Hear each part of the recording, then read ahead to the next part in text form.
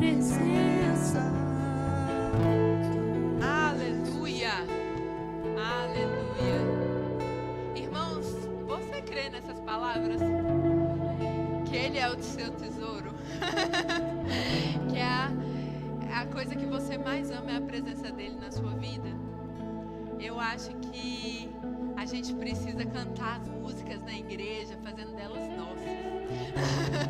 A gente não está aqui para bater um cartão, a gente não está aqui para mostrar para ninguém. Se você estiver aqui por esses motivos, não precisa. Mas se você está aqui porque você ama o Senhor, então você está no lugar certo. Porque nós estamos reunidos para louvar a esse Deus maravilhoso que nos criou, para agradecer a Ele por tantas coisas que o Senhor fez e faz todos os dias das nossas vidas e que já foram conquistadas para o nosso futuro. A gente ama a presença do Senhor, é Ele que nos traz vida. E aí eu queria que a gente cantasse com essa intencionalidade, dessa forma, sabendo o que a gente está dizendo. Senhor, nós te amamos, Senhor.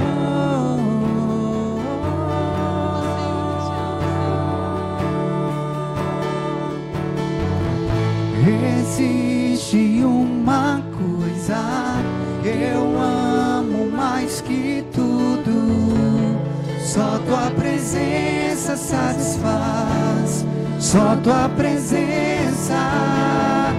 Tu és o meu tesouro, o bem mais precioso, só tua presença satisfaz, só tua presença.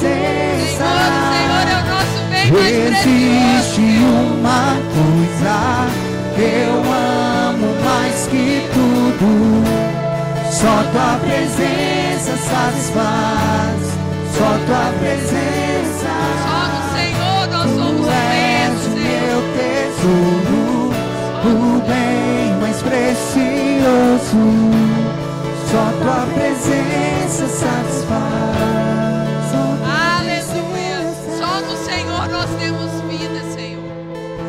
A nossa vida só existe no Senhor. Todo o resto nem é vida. Só o Senhor nos satisfaz. Só o Senhor conhece verdadeiramente quem nós somos e para aquilo que nós fomos criados. É maravilhoso, Senhor, poder viver a vida abundante que o Senhor conquistou para nós. É maravilhoso saber que hoje nós podemos viver a plenitude daquilo que o Senhor pensou para as nossas vidas. Oh, Senhor, nos conduz nesse caminho. Pai, eu te peço que essa seja uma noite de instrução, para que nós sejamos edificados, para que a gente possa conhecer melhor dos teus caminhos, da tua palavra que nos completa. Senhor, nós estamos com os nossos ouvidos abertos. Nós estamos desejosos da tua palavra, trazendo vida e vivificando os nossos corpos. Nós nos colocamos, Senhor, plenamente nas suas mãos, para que essa noite o Senhor nos molde conforme a sua vontade, Senhor. Esteja livre, Espírito, para agir nessa noite. Nós nos colocamos nas suas mãos. Pai, eu te peço que o Senhor me dê sabedoria para ensinar para os nossos irmãos aquilo que é o seu planejamento para essa noite. Eu te peço, Senhor, que da minha boca só saiam as suas palavras. Que eu seja guiada pelo teu Espírito em todo o tempo, para que essas instruções sejam instruções que vêm do alto, Pai, em nome de Jesus. Amém, aleluia. Glória a Deus. Boa noite, irmãos. Estamos em mais uma quinta rema. Uhul! Aleluia. Rema é bom demais.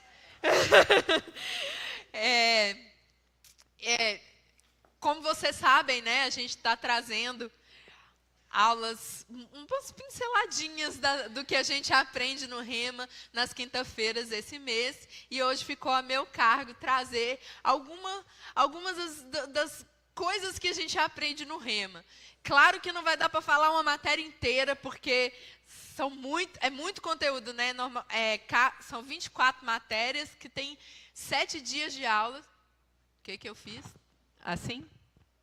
Valeu. Agora tá bom? Pronto. Onde eu estava? Assim.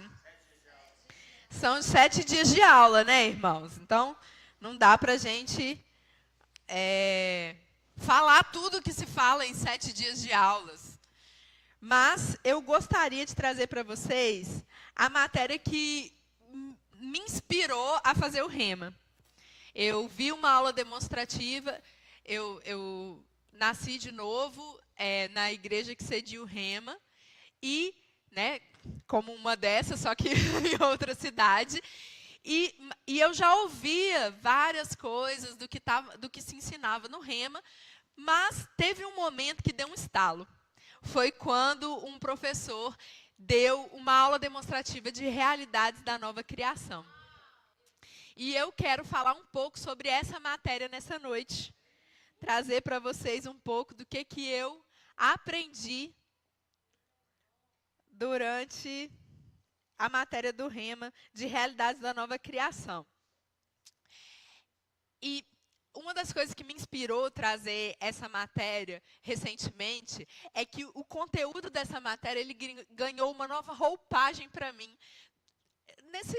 durante esses dias.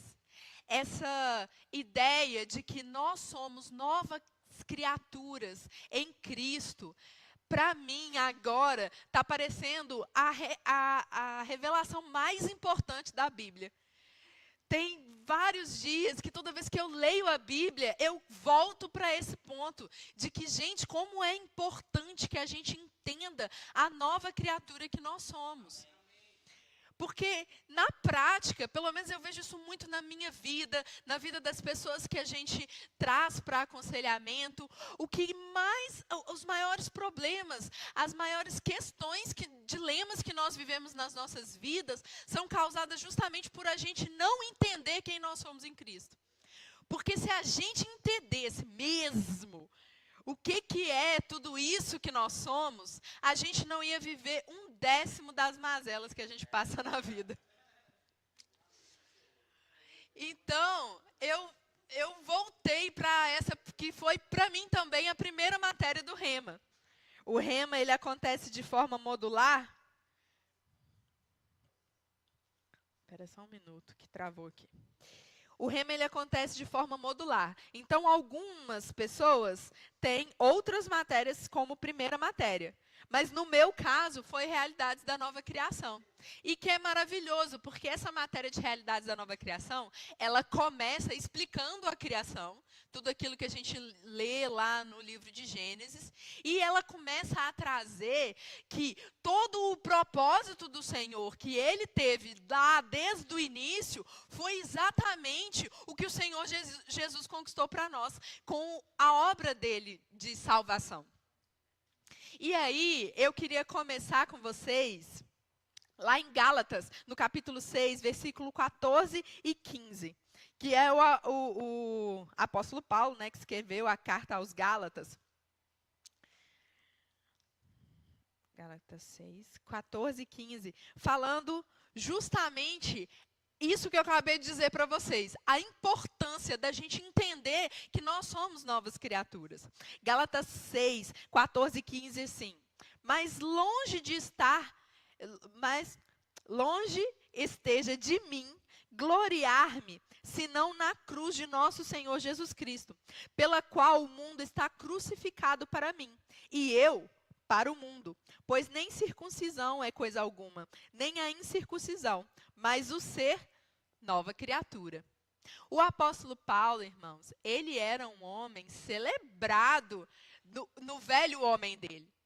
Ele era famoso lá dentre os mestres da lei. As pessoas conheciam ele naquela região. Ele tinha notoriedade entre os da circuncisão. E é por isso que ele está dizendo aqui, que todo o passado dele, para ele não importa. Tudo aquilo que ele viveu até o momento em que ele se tornou nova criatura é irrelevante na vida dele. Porque todas essas coisas não são coisa alguma, mas o ser nova criatura. Irmãos, por que eu estou insistindo nisso? Porque às vezes a gente traz na nossa nova criação, né? Depois que a gente recebe o Senhor Jesus nas nossas vidas, se a gente não se der conta de quem a gente se tornou a partir desse momento, a gente continua vivendo como os escravos que não foram libertos por Jesus. Inclusive, muitas pessoas têm anos, décadas de crente, mas nunca usufruíram de todas as bênçãos que o Senhor Jesus conquistou para nós, porque simplesmente nunca conseguiram entender essas coisas. Mas a palavra de Deus nos diz que nós fomos recriados pela palavra. Ou seja, esse processo de recriação, de nos entendermos como nova criação, só pode acontecer através de nós nos vermos através das Escrituras, através da palavra de Deus. Eu imagino que a situação das pessoas que não têm esse entendimento é como se Satanás tivesse impresso uma foto, colado no espelho, e todo dia a pessoa se olha no espelho e vê aquela foto, e fica achando que está se olhando no espelho, fica achando que é ela que ele está enxergando ali. Mas, na verdade, ela é completamente outra pessoa. Aquele espelho não está refletindo a verdade sobre a vida dela. E está refletindo algo que foi estrategicamente colocado.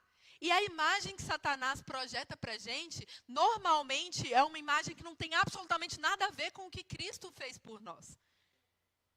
Muitas pessoas caem nesse erro também por não entender a nova aliança que nós temos em Cristo. Às vezes, por um estudo extenso da palavra do Antigo Testamento, a pessoa nunca se deu conta que, na verdade, o que eles viviam era a Bíblia chama de sombra.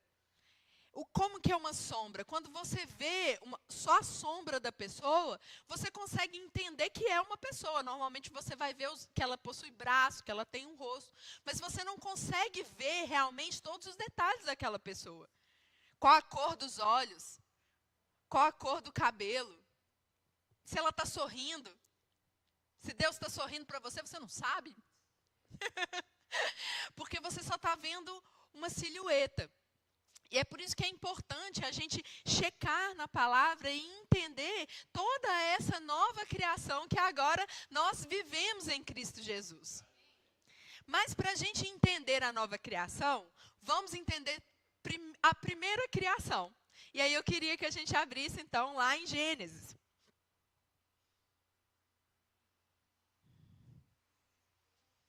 Gênesis 1:1. Esse primeiro capítulo, eu não sei se todos vocês já leram, mas é um capítulo que a maioria das pessoas já leu. Inclusive, é muito comum a pessoa falar assim, eu estou precisando chegar um pouco mais perto de Deus. Já sei, vou ler a Bíblia. Aí ela começa, primeira página, primeiro livro, primeiro capítulo. Tem muita gente que nunca leu a Bíblia, mas já leu pelo menos Gênesis 1 inteiro, porque começou algum dia nesse processo. E o primeiro capítulo, ele conta o processo de criação de Deus. E o primeiro capítulo, os primeiros, a Bíblia inteira, né? Mas enfim, Gênesis, ele é muito recheado de revelações poderosas de Deus. E muitas vezes as pessoas interpretam Gênesis apenas para ler a historinha que Gênesis conta. Só que se a gente ficar muito preso nas historinhas que Gênesis conta, como se fosse um livro de contos de fadas, a gente vai perder a essência do que realmente a palavra de Deus quer nos falar. Eu gosto de interpretar o livro de Gênesis pelos princípios que ele carrega. Então, se a gente fica nas historinhas, as pessoas vão ficar perguntando, mas onde estão os dinossauros? Mas como assim? Foram bilhões de anos, como é que é um dia? Bom, independente de ter sido um dia, bilhões de anos, porque para o Senhor o tempo conta de forma diferente, o mais importante que a gente precisa entender é que Deus teve um processo criativo na criação de todas as coisas. Que as coisas foram criadas por Deus, que existiu um processo pelo qual Ele fez isso, e que Ele fez as coisas Ele fez cada coisa com um propósito e de uma forma específica. Eu não vou ler todo o capítulo 1, porque você provavelmente já leu. E aí, eu queria ler com vocês a partir do versículo... Vamos ler a partir do versículo 24. Se você já leu Gênesis, você sabe que todos os versículos anteriores seguem o mesmo processo, que está escrito aqui a partir do versículo 24. Disse também Deus, produza a terra seres viventes, conforme a sua espécie, animais domésticos, répteis e animais selváticos, segundo a sua espécie. E assim se fez. E fez Deus os animais selváticos, segundo a sua espécie, e os animais domésticos, conforme a sua espécie, e todos os répteis da terra, conforme a sua espécie. E viu Deus que isso era bom. Esse foi o processo que a gente vê durante todo o capítulo 1 de Gênesis. Ele diz alguma coisa, disse Deus. E aí, assim acontece. Depois que as coisas acontecem, Deus vê que era bom. Primeiro princípio importantíssimo que nós percebemos desse processo criativo de Deus. Deus criou tudo o que existe através da palavra dele. O que Deus diz, acontece. Isso não é discutível.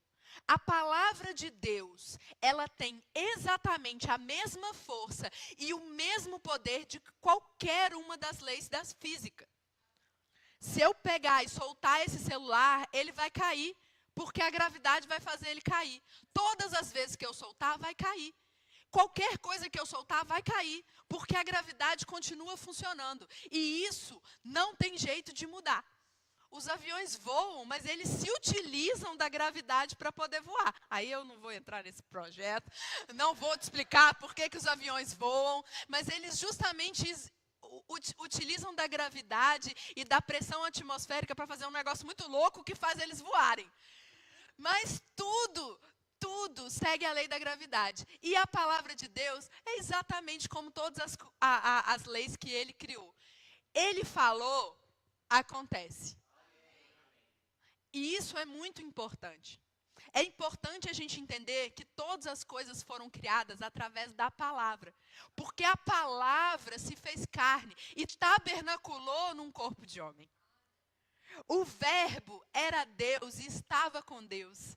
E ele se fez carne. Isso é o início do Evangelho de João.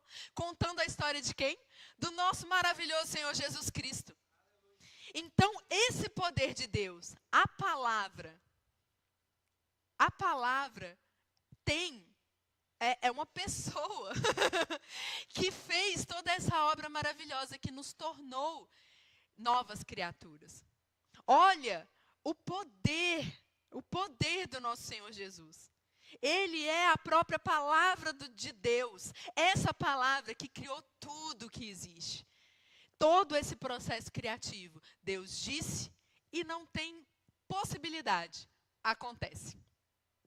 É diferente, às vezes, da forma como a gente viveu a nossa vida ao redor das pessoas.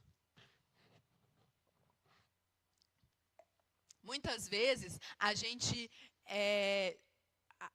acha que as coisas de Deus não vão acontecer exatamente do jeito que Ele falou, porque a gente observa que as pessoas, às vezes, falam coisas que não acontecem. Não é mesmo? E aí a gente começa a achar que a palavra de Deus pode ter essa não feitura, não sei como é que fala. Característica, obrigada, amor. A palavra de Deus também pode ter essa característica. Mas a gente tem que entender que para Deus, palavra, falou, aconteceu. Existe também um ensinamento do Senhor Jesus, que ele ensina lá em Marcos 11, 23, que ele diz que todo aquele que disser ao monte e crer com o seu coração, levanta-se e lança-te no mar, acontecerá. Veja como o Senhor, veja como nisso a gente já consegue ver a mesma habilidade, né, a mesma característica de Deus, o Senhor Jesus dizendo que todos nós possuímos. Vamos ver um pouco mais sobre isso. Ainda no versículo 25, ele termina o versículo 25 dizendo: e viu Deus que isso era bom. E ele faz isso durante todo o início. Outra coisa que é característica imutável do nosso Deus: Deus não faz coisa ruim. Nada que é ruim vem de Deus. Deus só faz coisa boa. Deus só faz o que é perfeito. E a gente consegue ver aqui no capítulo 1 que o Senhor só fez coisa boa. E tudo o que ele fez perfeito. E aí eu te pergunto, o nosso mundo está uma perfeição? Não está. Mas ele foi criado uma perfeição. Nem tudo que está no mundo é bom. Mas foi criado bom. O Deus que criou todas as coisas, ele criou através da palavra dele, e ele criou tudo perfeito. Alguma coisa, que vocês já sabem o que é, bagunçou o caminho ali no meio. Mas nós vamos destrinchar mais sobre isso. Vamos continuar lendo. Versículo 26. Também disse Deus: façamos o homem à nossa imagem, conforme a nossa semelhança, e tenha ele domínio sobre os peixes do mar, sobre as aves do céu, sobre os animais domésticos, sobre toda a terra e sobre todos os répteis que rastejam pela terra. Aqui a gente está vendo o que o Senhor disse quando ele criou o homem. Nesse ponto aqui, em Gênesis 1, 26, essa palavra homem, ela quer dizer humanidade. Aqui não é apenas o homem do sexo masculino. Nessa língua que foi escrita, Gênesis, no hebraico, ela não tem uma outra palavra que significa humanidade. Ela usa a mesma palavra homem para dizer homem, ou para dizer homem do sexo masculino, ou ela usa a palavra homem para dizer humanidade. Aqui foi criada a humanidade. Mais para frente, a gente vai ver ele separando homem e mulher. Mas nesse momento, isso aqui é para todos os seres humanos. É a forma como ele pensou a humanidade. Ele pensou a humanidade à imagem e semelhança dele. E o que quer dizer imagem e semelhança? Você já parou para pensar? O que quer dizer imagem, semelhança? Estranho, né? Porque se Deus criou a gente à imagem dele, e todo mundo fosse um desenho exatamente igual de Deus, a gente não ia ser tão diferente, já que ele criou a humanidade toda à imagem dele, e a gente é uma fotografia igual a de Deus. Por que tem uns que tem cabelo cacheado, outros têm cabelo liso, tem gente que tem cabelo louro, tem gente que tem pele morena, tem gente que tem pele branca? Por quê? É porque essa questão de ser imagem e semelhança, ela é um pouco mais aprofundada do que isso. Quando a Bíblia diz que o Senhor nos criou à imagem dele, é que ele nos criou com a mesma natureza que ele. O que quer dizer a mesma natureza de Deus? Deus nos criou espírito como ele é espírito. Ele nos criou a semelhança dele para que justamente nós fôssemos como Deus é para a terra, nós fôssemos como Deus é para a criação toda. Como ele continua descrevendo, que tenha domínio. Aí ele descreve todas as coisas da terra, que ele tem sobre toda a terra. Então, assim como o Senhor governa as galáxias, os céus, tudo que existe, Ele entregou para a gente, semelhante ao que Ele faz em toda a criação, nós fizéssemos na terra. E aí a gente começa a ver onde as coisas começaram a desandar. Porque enquanto estava na mão de Deus, Ele só fazia coisa boa e estava tudo perfeito. Aí Ele colocou na mão da humanidade. Ele, o Senhor, Ele entregou a terra para a gente. Ele nos deu a terra. Ele nos deu para que a gente cuidasse e dominasse de tudo isso. 27. Criou Deus, pois, o homem à sua imagem. A imagem de Deus o criou. Homem e mulher os criou. Ficou claro aqui que é a humanidade, né, moçada? E Deus os abençoou e lhes disse: sede fecundos, multiplicai-vos, enchei a terra e sujeitai-a. Dominai sobre os peixes do mar, sobre as aves do céu e sobre todo animal que rasteja pela terra. E disse Deus ainda: eis que vos tenho dado todas as ervas que dão semente, que se acham na superfície de toda a terra, e todas as árvores em que há fruto e que dê semente. Isso vos será para mantimento. Uma pausa aqui. Como vocês podem ver, o propósito do Senhor ter nos criado foi para que nós fôssemos os representantes de Deus em toda a criação. A gente deveria dominar e cuidar de tudo aquilo que Deus fez. E aí Ele manda que a gente se multiplique e que a gente cultivasse a terra para que isso fosse mantimento. Então o Senhor, Ele quer que tudo que Ele fez de bom seja multiplicado.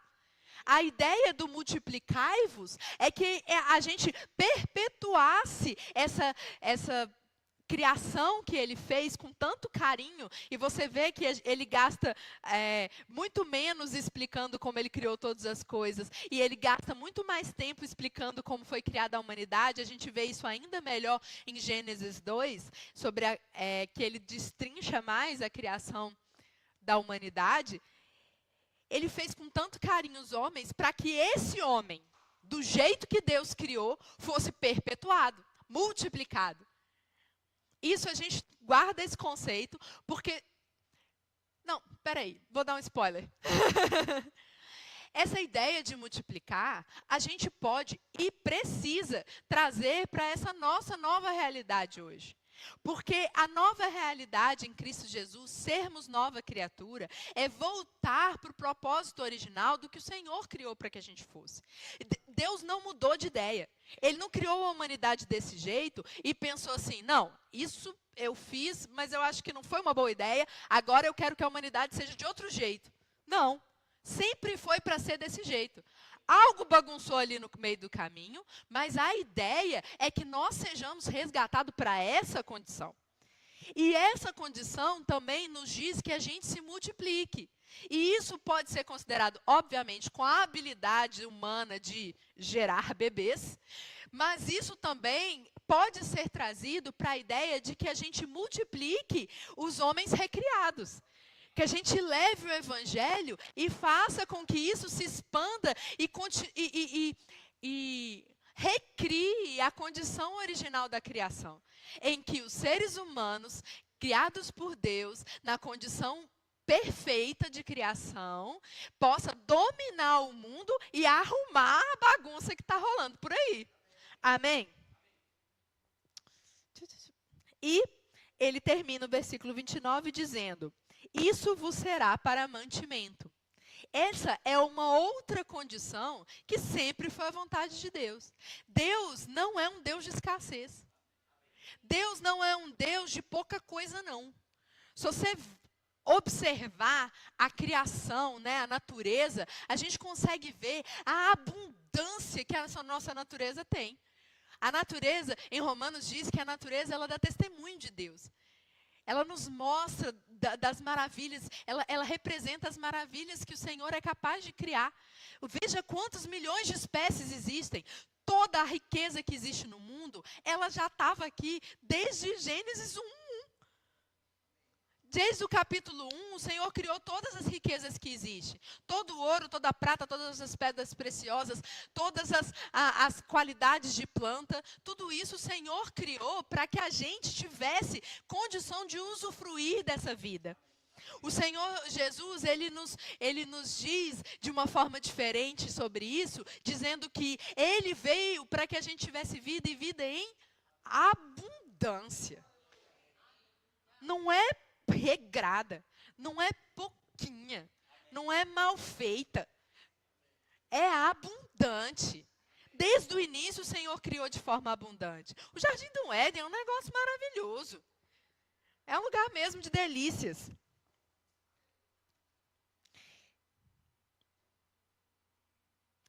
E versículo 30, e a todos eu parei no 29, né? 30. E a todos os animais da terra, e todas as aves do céu, e a todos os répteis da terra, em que há fôlego de vida, toda a erva verde lhe será para mantimento. E assim se fez. Deus falou, acontece. E viu Deus tudo quanto fizera. E eis que era muito bom. Houve tarde e manhã do sexto dia. Capítulo 2. E assim foram acabados os céus e a terra, e todo o seu exército. E havendo Deus terminado o sétimo dia a sua obra que fizera, descansou nesse dia de toda a sua obra que tinha feito. E abençoou Deus o dia sétimo e o santificou, porque nele descansou de toda a obra que como Criador fizera. Então Deus criou tudo que existe dessa forma maravilhosa, entregou para o governante da terra, para aquele que ele tinha criado para dominar e cuidar das coisas, e foi descansar. Parece muito com o que ele nos ensina, não é mesmo? Para a gente crer, declarar com fé e descansar. Pois ele fez da mesma forma, ele declarou com fé e descansou. No sétimo dia entregou, a humanidade agora estava responsável. Adão e Eva, representando aqui toda a humanidade, está responsável por tudo o que foi criado. E assim foi a primeira criação. Eis que, vamos lá. No capítulo 2, só explicando um detalhezinho sobre a forma de escrita que era vigente na época em que as pessoas escreveram o Antigo Testamento. Se você tem o hábito de ler o Antigo Testamento, você vai perceber que diversas vezes eles contam uma história e depois eles recontam a mesma história de um jeito diferente. Esse era o estilo de escrita que se usava durante esse período. Era muito comum dar uma contada na história de forma mais grosseira e depois pegar um pedaço e recontar esse pedaço com um pouco mais de detalhes. Então, o capítulo 2 de Gênesis, a partir daqui, ele está recontando a mesma história com detalhes diferentes. A gente vê isso várias vezes no Antigo Testamento. Eu já vi pessoas ensinando como se o capítulo 2 fosse outra coisa. Aqui está continuando a história. E aí, tipo assim, Deus fez o homem lá em 26, mas aqui ele soprou. Então, eram dois estágios diferentes. Primeiro ele criou e depois ele soprou. Bom, existe esse processo aqui mesmo. Mas isso aqui é só é como se pegasse o texto e fizesse uma lupa. Desse um zoom lá naquela parte para explicar um pouquinho melhor sobre ela. Gênesis 2:4. E essa é a gênese do céu e da terra quando foram criados, quando o Senhor Deus os criou. Não havia nenhuma planta do campo na terra, pois ainda não havia erva do campo, pois nenhuma erva do campo havia brotado, porque o Senhor Deus não fizera chover sobre a terra, e também não havia homem para lavrar o solo. Mas uma neblina subia da terra e regava toda a superfície do solo. Então formou o Senhor Deus ao homem do pó da terra, e lhe soprou nas narinas o fôlego de vida, e o homem passou a ser alma vivente. Então aqui detalhando como que foi esse processo de criação da humanidade. A humanidade, ela foi feita para esse planeta. quando diz que o homem foi formado do pó da terra, é que o homem ele foi formado com os materiais do que tem aqui na terra. Nós fomos criados para esse planeta, para viver nesse planeta, para cuidar desse planeta e não que a gente seja tirado daqui de alguma forma.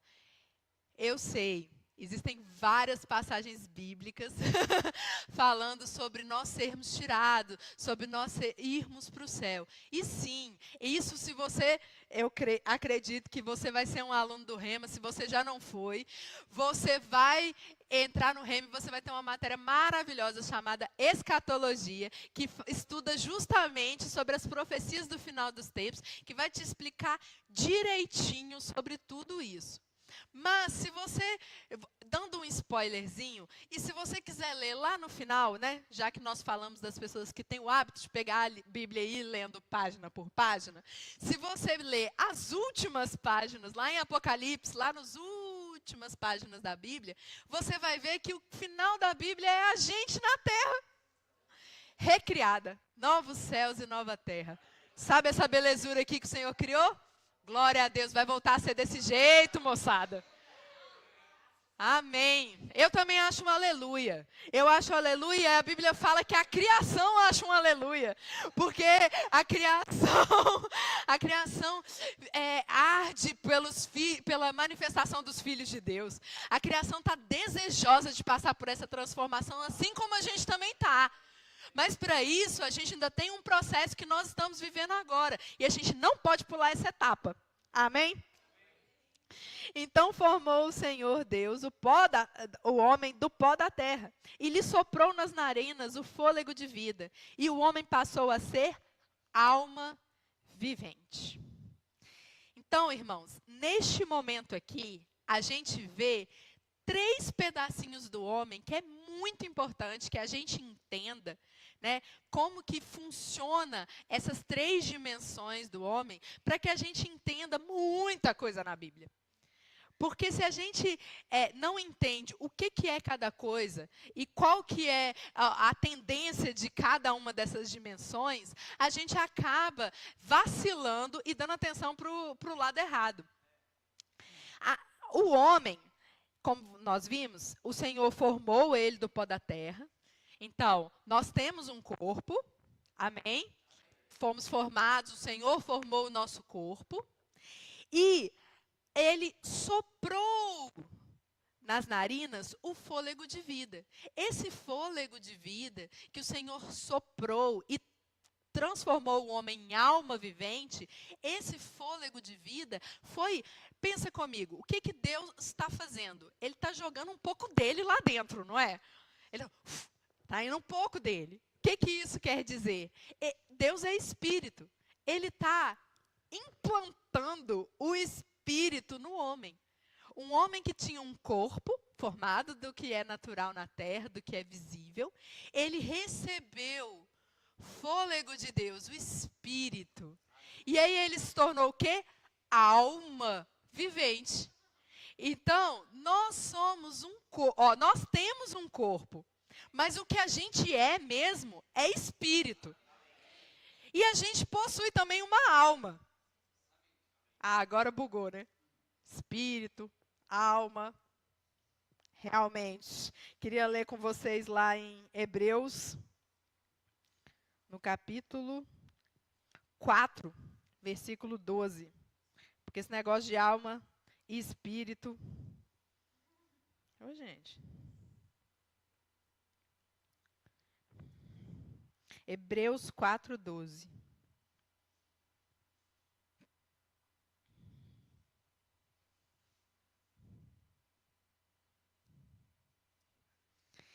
Diz assim: porque a palavra de Deus é viva e eficaz, e mais cortante do que qualquer espada de 2 gumes, e penetra até o ponto de dividir alma e espírito, juntas e medulas, e é apta para discernir pensamentos e propósitos do coração. Você vê que, diferente do que às vezes é um senso comum que a gente tem por aí, espírito é uma coisa, alma é outra. Senão a palavra não tinha, em Hebreus não estava dizendo que a palavra era capaz de dividir. Se fosse a mesma coisa, primeiro que não existiriam duas palavras. Segundo, que não estava dizendo que poderia ser dividido, se fosse uma coisa só. Mas elas são coisas diferentes. E é importante que a gente entenda claramente a diferença entre essas duas coisas. O Espírito, como eu disse, ele foi colocado, né, enxertado, gerado dentro da humanidade através do sopro de Deus. Então, o nosso espírito é justamente o que há de mais de divino em nós. É aquilo que nos conecta com Deus. Veja, é o próprio sopro dele nas nossas vidas. Isso é o que o Espírito é. É ele que muitas vezes na Bíblia chama de coração. Aqui mesmo diz sobre os propósitos do coração. Que a Bíblia fala que uma vez que nós somos recriados em Cristo Jesus, foi nos tirado um coração de pedra e foi nos colocado um coração de carne. Esse coração de carne é o Espírito recriado em Jesus. Por quê? Vamos voltar lá para Gênesis, porque hoje nós vamos ficar com o início da matéria e realidades da nova criação, que é sobre Gênesis. Tem muita coisa nessa matéria, mas a gente começa com Gênesis.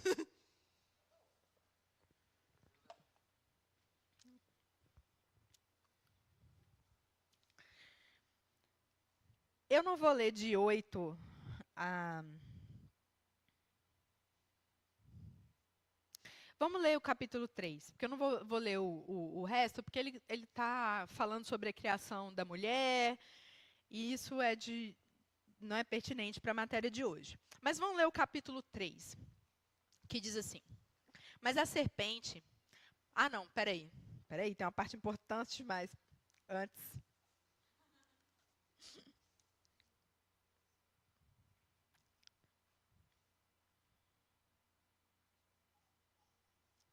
Versículo 15, 2:15. E diz assim: Tomou, pois, o Senhor, Deus, ao homem e o colocou no jardim do Éden, para cultivar e o guardar. E o Senhor Deus lhe deu esta ordem: De toda a árvore do jardim comerás livremente, mas da árvore do conhecimento do bem e do mal não comerás, porque do dia em que dela comeres, certamente morrerás. Disse mais o Senhor Deus: Não é bom que o homem esteja só. Aí aqui vem aquela que eu falei que é a criação da mulher, que eu acho que não é pertinente. Mas essa parte sobre as instruções do Senhor em relação à árvore do conhecimento do bem e do mal, ela é importantíssima. Por quê? Pensa comigo. O Senhor, ele criou o homem para que ele fosse o governante, a representação divina na gerência da terra. Mas se ele é a representação divina na gerência da terra, é para ele fazer isso conforme os preceitos de Deus. Amém? Eu coloquei aqui um governante para governar algo que eu criei sobre as minhas instruções. E neste momento, realmente, a gente vê aqui, a gente vai ler o capítulo 3, que o Senhor, ele tinha uma comunhão com o homem, ele sempre vinha na tarde. Então, o Senhor e a humanidade, ele tinha essa conexão, estavam sempre em conexão. E essa instrução, e a humanidade deveria viver conforme as instruções de Deus. Essa instrução sobre não comer da árvore do conhecimento do bem e do mal, ela é uma instrução que nos mostra que Deus nunca quis criar um bando de robozinho. Na carta aos Coríntios fala que o amor não se conduz inconvenientemente. Não existe amor se você não tiver a possibilidade de não amar. Ninguém ama alguém se ele foi programado para aquilo. Entende? É tipo assim, o meu cabelo, ele não ama crescer. Ele só cresce, ele foi programado para isso. Ele não tem opção. Ele cresce. Isso não é amor. Isso é o que faz. Mas para você dizer que você ama, é porque você tem a possibilidade de não amar. Então o Senhor, Ele nos deu o que a gente conhece como livre-arbítrio. Ele nos deu a possibilidade de escolher o bem ou o mal. Ele colocou diante da humanidade a possibilidade de escolher o bem. Ele nos deu todas as instruções, toda a capacitação, todo o mantimento, todo o lugar maravilhoso, todo tipo de coisa que a gente pudesse fazer aqui nessa terra. Mas Ele deu uma coisa só que a gente não podia fazer. E a gente teve a escolha de fazer ou não fazer. Por que eu estou falando a gente? Porque eu lembro de quando eu fiz essa matéria no Rema, tinha uma colega minha, ela falou assim, eu tenho uma raiva de Adão. Nossa, que ódio de Adão. Por que ele fez isso? Por que ele que trouxe toda essa desgraça para o mundo? Mas eu fico pensando, a culpa não é de Adão, não. Porque todos nós escolhemos a mesma escolha de Adão. Todos nós, um dia, a gente sabia exatamente o que não era para fazer. E a gente foi lá e fez. Então, essa história de Gênesis 3 é a nossa história. Nós que escolhemos fazer as coisas erradas, mesmo sabendo que não era para fazer. E aí, no capítulo 3, conta justamente essa nossa história. Trágica. Mas a serpente, mais sagaz que todos os animais selváticos que o Senhor tinha feito, disse à mulher, é assim que Deus disse, não comereis de toda árvore do jardim? Respondeu-lhe a mulher, do fruto das árvores do jardim podemos comer, mas do fruto da árvore que está no meio do jardim, disse Deus, dele não comereis, nem tocareis nele, para que não morrais. Então a serpente disse à mulher, é certo que não morrereis. Tudo que Deus diz acontece? Até aqui, tudo que Deus disse aconteceu. Por que a serpente jogou essa ideia de que, não, acho que essa vez aqui não vai dar certo, não? A mulher ouviu. Vendo a mulher que a árvore era boa para se comer, agradável aos olhos, e a árvore desejável para dar entendimento, tomou-lhe do fruto e comeu, e deu também ao marido, e ele comeu. Abriram-se então os olhos de ambos, e percebendo que estavam nus, coseram folhas de figueiras e fizeram cintas para si. Quando ouviram a voz do Senhor Deus, que andava no jardim, pela viração do dia, esconderam-se da presença do Senhor Deus, o homem e sua mulher, entre as árvores do jardim. Só uma pausa aqui. A tentação da humanidade para comer da árvore do conhecimento do bem e do mal foi não vai dar tempo de explicar, né? Mas a Bíblia fala que os pecados eles estão baseados na concupiscência dos olhos, na soberba da vida, concupiscência da carne. É isso, né? Que é justamente esses 3 pontos que está descrito aqui sobre o que motivou a mulher a querer comer da árvore do bem e do mal. Para você ver, tudo o que ela quis foi para um proveito próprio. Ela começou a entender que aquilo ia dar para ela algo que Deus jamais daria para ela. Pensa comigo se normalmente, quando a gente vai contra o que a palavra de Deus diz, não é por causa de uma coisa assim. Que a gente fica querendo fazer e a gente fala assim, mas vai ser mais legal desse outro jeito. Deus fala para não fazer isso, para não fazer desse jeito. Mas a gente é espertão, a gente fala assim, mas eu queria fazer desse outro jeito. E a gente vai lá e faz do jeito errado. Mas irmãos, como nós já aprendemos, Deus só faz coisa boa. Tudo que Ele quer, tudo que Ele faz e tudo que Ele nos instrui é para o nosso bem. O propósito de Deus nos criar foi um propósito completamente de amor.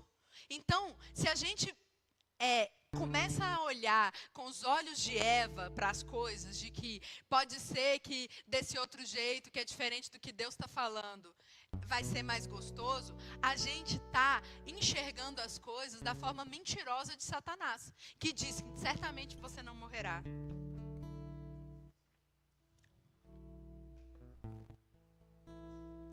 E aí, como vocês sabem, a coisa desanda. Eles são expulsos do Jardim do Éden. Eu não vou ler tudo isso, porque a gente não vai ter tempo. Eles são expulsos do Jardim do Éden. Mas aí eu te faço uma pergunta. No momento em que eles foram expulsos do Jardim do Éden, a gente ainda tem uma continuação aqui no texto bíblico. Inclusive, a gente tem a história da descendência desse casal. A gente tem a história de Caim e Abel, e por aí vai. Mas Deus não falou que se eles comessem, eles iam morrer? Então Satanás estava certo quando falou que não ia morrer? Porque eles não morreram. E agora? Agora deu ruim. Como é que vocês entendem isso? Como eu disse, quem nós somos? Nós somos espírito. A gente habita num corpo, mas nós, quem nós somos? Somos espírito. E a partir daquele momento em que Adão e Eva pecaram, eles morreram espiritualmente. E o que quer dizer morrer espiritualmente? Lembra que eu te falei que o espírito é a nossa porção, a dimensão de nós mesmos que está conectado com Deus?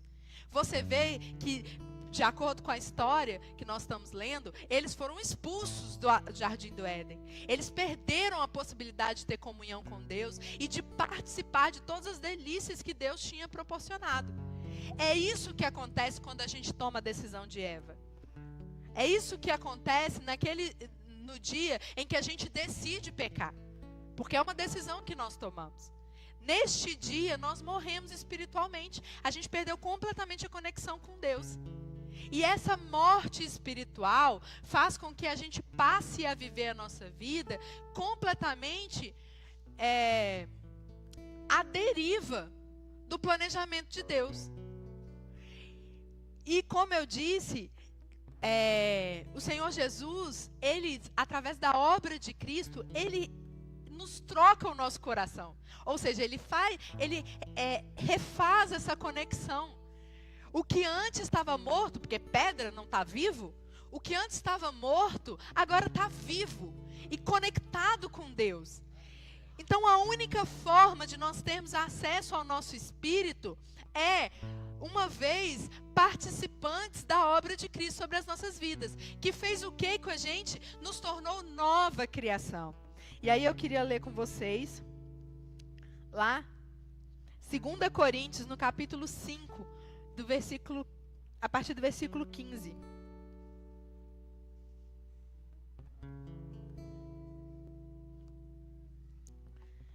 Segunda Coríntios 5,15 diz assim: e Ele morreu por todos nós, para que os que vivem não vivam mais para si mesmos, mas para aquele que por eles morreu e ressuscitou. Assim que nós, daqui por diante, a ninguém conhecemos segundo a carne. E, se antes conhecemos Cristo segundo a carne, já agora não o conhecemos deste modo. E assim, se alguém está em Cristo, é nova criatura. As coisas antigas já passaram, eis que se fizeram novas. O que está dizendo aqui? Que uma vez que Jesus morreu, nós morremos junto com Ele e vivemos junto com Ele. Ele ressuscitou, nós ressuscitamos. Essa foi a obra de Cristo para nós. Para quê? Para que a gente jogasse fora essa velha vida, de velha criatura, de velho homem, e passasse a viver para Ele.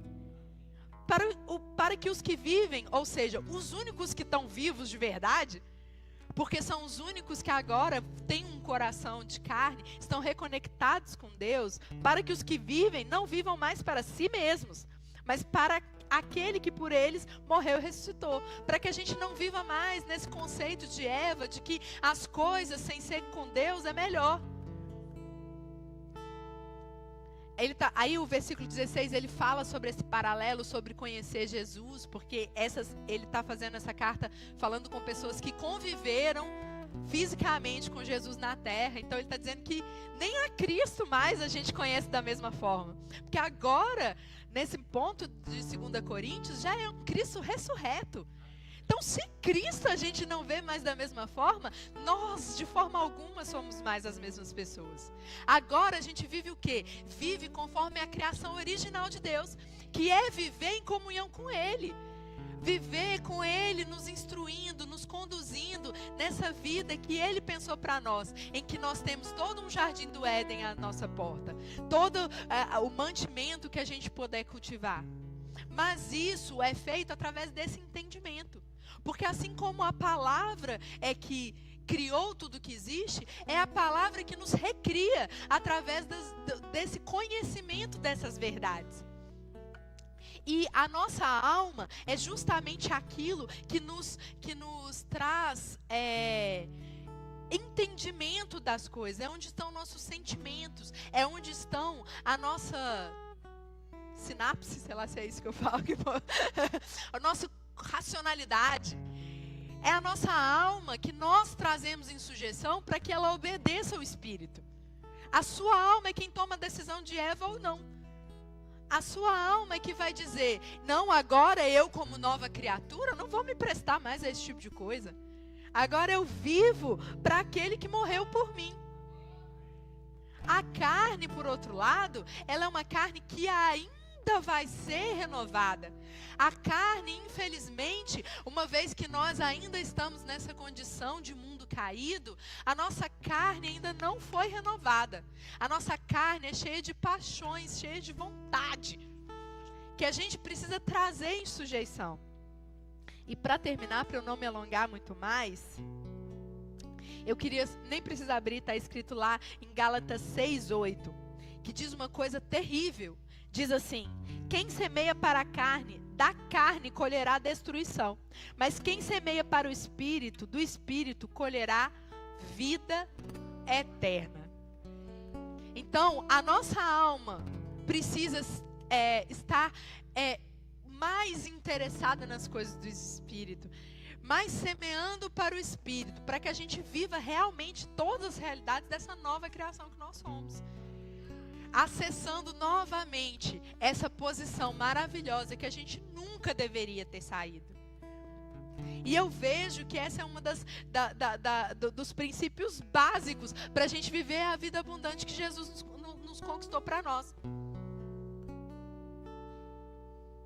Nos posicionarmos de forma figurativa de volta no jardim do Éden. Lá onde eu sei que o meu Senhor já me dá toda a provisão necessária. Que todas as instruções para Ele são instruções de amor para a minha vida. Uma posição em que nada mais me domina, porque eu sou dominador dessa terra. Nenhum pecado, nada tem o poder, nada mais pode dizer para você, faça isso e você vai ser obrigado a fazer. Quando eu digo nada, eu estou dizendo também coisas que parece que é você mesmo que está dizendo.